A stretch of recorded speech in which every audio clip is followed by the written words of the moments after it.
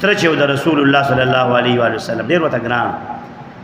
نو حضرت عباس بن عبد المطلب رضی الله تعالی عنہما هغه مبارک روایت یې فرمایي كنا نلقى النفر من قریش،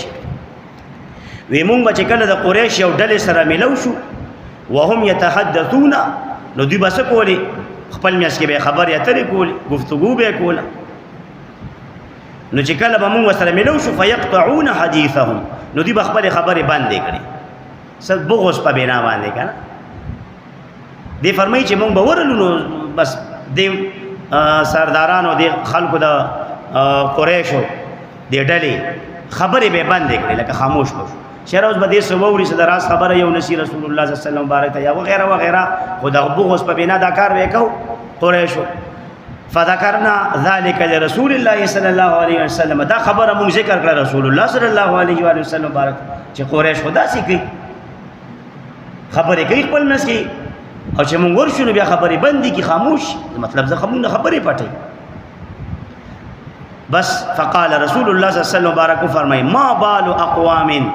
سشوی دی په هغه قومونو باندې، سشوی دی په هغه ډلو باندې يتحدثون دی خبرې کوي خپل میاس کې فاذا راوا الرجل من اهل بيتي، هر کله چې ویني یو رجل یو سړی زما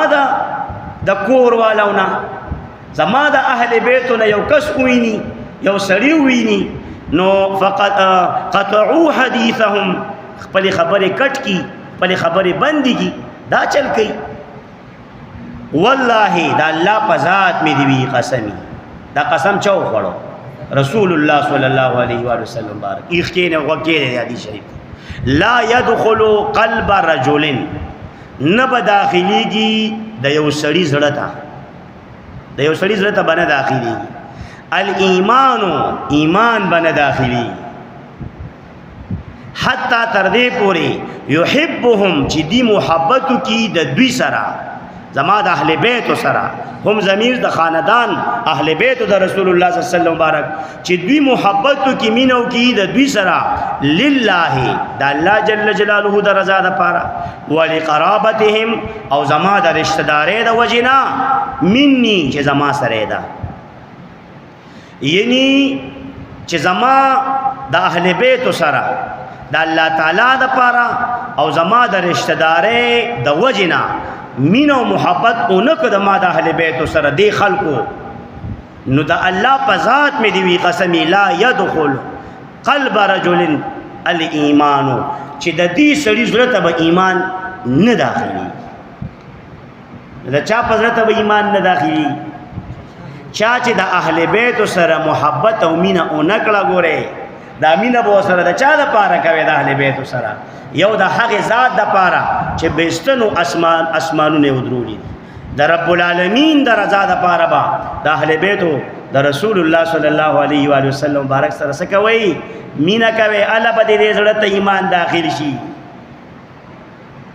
او دا رسول الله صلی الله علیه و وسلم دا رشتہ داري او د قرابت د خاطر به د مینا کې دو خاطر پکې رااله،